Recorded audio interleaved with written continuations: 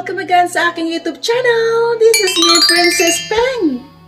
For today's vlog ay papakita ko sa inyo kung ano-ano yung mga kinakain nila dito sa Netherlands kapag breakfast. So, ano-ano nga ba yung mga kinakain nila pag breakfast here? So, I will gonna show you yung mga kain lang na normally na kinakain nila or hinahain nila pag breakfast. Kasi ang Netherlands, only one warm meal lang per day. So, hindi tulad sa Pilipinas na morning, lunch, and dinner is puro mga warm meals tayo. So, dito, morning and lunch is almost kinakain lang nila dito is bread. Hindi ko lahat mapapakita yung mga different kasi ang dami nilang klase ng pagkain na kinakain in the morning. So, I will gonna select only yung pinaka normal na routine lang namin na breakfast here sa aming bahay. So, let's go!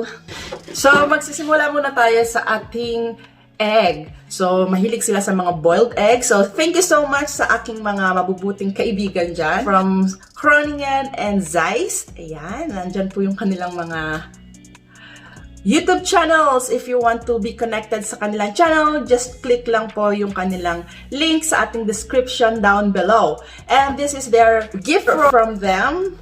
Last year, sa birthday ko, ngayon ko pa lang siya bubuksan. We were gonna try this. Wow, may message pa. Hello dear, aming munting pahabol sa iyong kaarawan. Naway matulungan ka ng mga itlog sa iyong mga pangarap na bituin. Ganyan sila sa akin.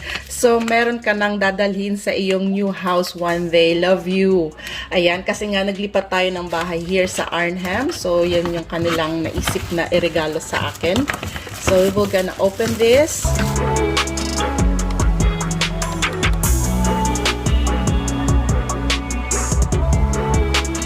So, we're gonna put it here. Plug natin siya dyan. Rotate natin. And of course, ito yung, dito lalabas yung steam. So, andito nakalagay yung ating, kung gusto mo ng hard, hanggang dito yung tubig, kung ilan yung egg. So, yan yung mga count niya. So, since we will gonna make 2, I want hard boiled. So, pwede nyo rin gawin kung gusto nyo ng medium or soft. Ito yung mga lines dyan, kung saan yung tubig. So, we will gonna take water. Nasa 2 yung water natin. Ilalagay natin siya dito.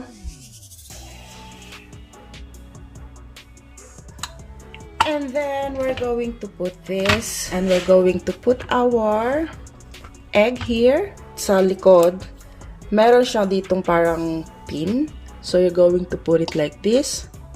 And you will gonna press it. Yes, ayan. May butas na siya. Kita niya may butas na siya dito. Ayan. Para mas matulungan yung ating egg na mas maboiled siya dyan sa loob. Takpan natin siya. And we're going to turn it on.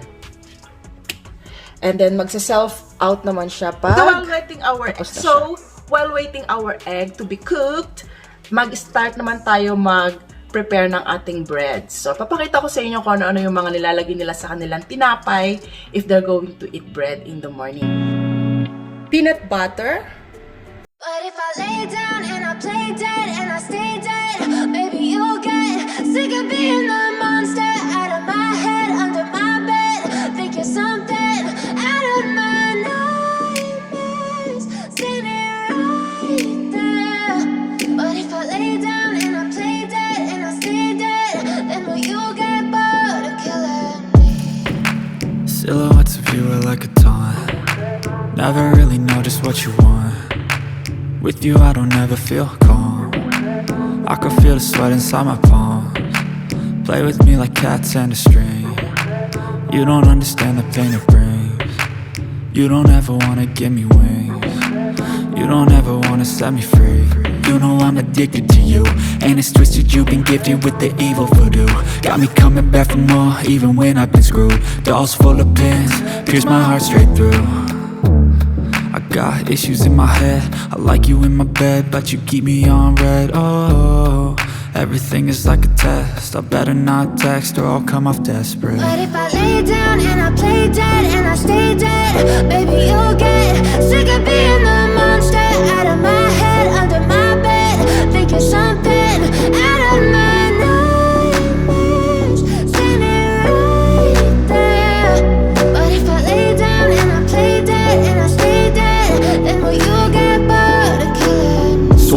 lay dead?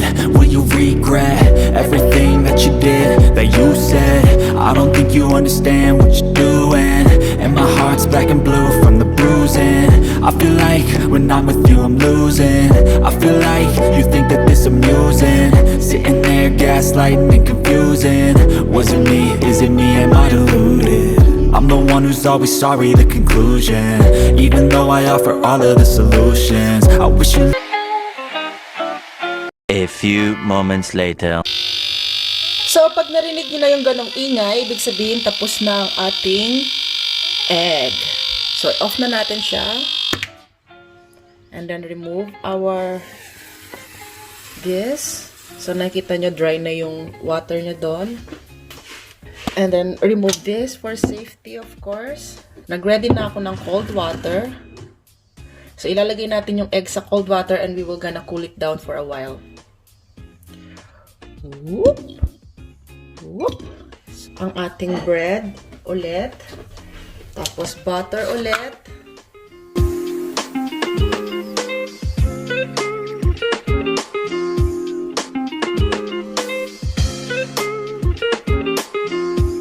And we're putting cheese on top of it. We're getting one slice only. Ganyan, lalagay lang natin siya ng ganyan. We will gonna slice it.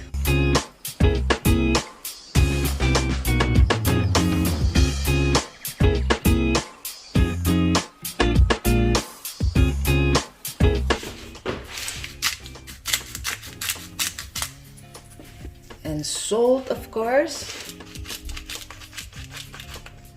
And taran! Ayan na ang ating egg.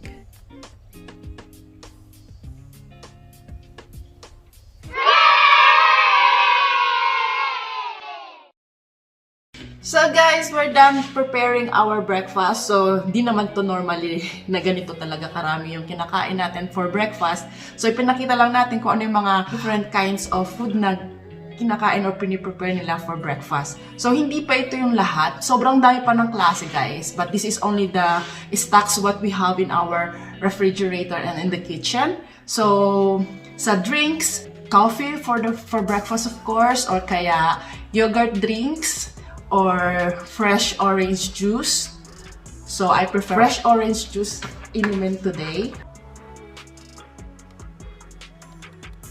Nagpe-prepare din sila ng mandarin or banana para sa after nilang kumain, or kung gusto lang nila na fruits lang kanilang kakainin, pwede rin yun. O, ayan na po lahat yung mga ginawa natin kanina. Paliwanag ko sa inyo kung anong lasa niya. So, the peanut butter with the chocolate sprinkle. Bali, ang lasa niya, guys, parang kang kumakain ng mga Snickers na chocolate, like Mars chocolate. Yun yung lasa nito. And then this one is, kain lang nila lang ganito. Diba? May same na cracker or tinapay sa atin sa Pinas na grito. Hindi ko na alam kung ano yung tawag dun. Ganyan yung itsura niya. So, I don't know. Comment down below kung anong pangalan nun. Another cracker. So, this cracker is very healthy kasi marami siyang fibers inside.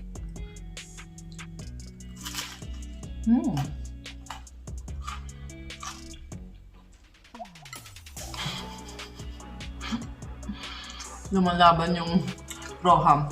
Masarap siya, guys, kasi itong cracker, very soft siya. Tapos pag naano mo na siya sa bibig mo, nagme-melt na siya sa loob.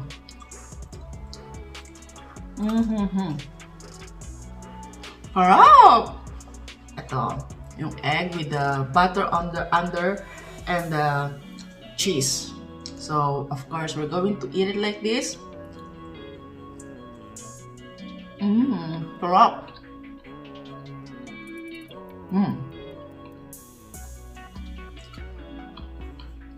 Alam niyo naman, guys, na ang Netherlands is famous na famous sila sa mga cheese. So, they have different kinds of cheese here in the Netherlands. So, itong cheese na ito nawawala sa refrigerator. Pag breakfast and lunch, always cheese yung madalas nilang pinapalaman.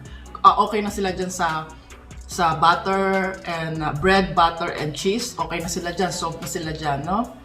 Dati nung umpisa ng pagpunta ko dito, mga bago-bago pa lang ako, hindi ko kayang kumain ng ng walang rice sa umaga at saka sa tanghalian. Kasi syempre nasanay tayo na heavy breakfast tayo 3 times a day.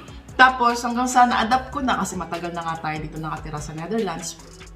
So na-adapt ko na yung kanilang mga breakfast here and lunch. So one time lang tayo nagdi-dinner ng warm meal. I hope may natutunan kayo kung ano yung difference ng breakfast natin sa bawat bansa kung nasaan man tayo. So, ibang-iba talaga sa almusal ng atin sa Pilipinas. So, sa atin, meron tayong mga pandesal or something, 'di ba? Pero hinahanap-hanap pa rin talaga natin yung mga fried rice, tapsilog, yung mga hamsilog. Thank you so much. And kung meron pa kayong gustong malaman about Netherlands, just comment down below. I will gonna try to make an content. Basta bigyan nyo lang ako ng idea and then we're gonna make it happen if I can do it. And thank you so much sa mga nagsusupport sa ating channel, na walang sawang sumusuporta sa ating channel. Maraming salamat po. And if you're not yet subscribed sa aking channel, please don't forget to hit the subscribe button there.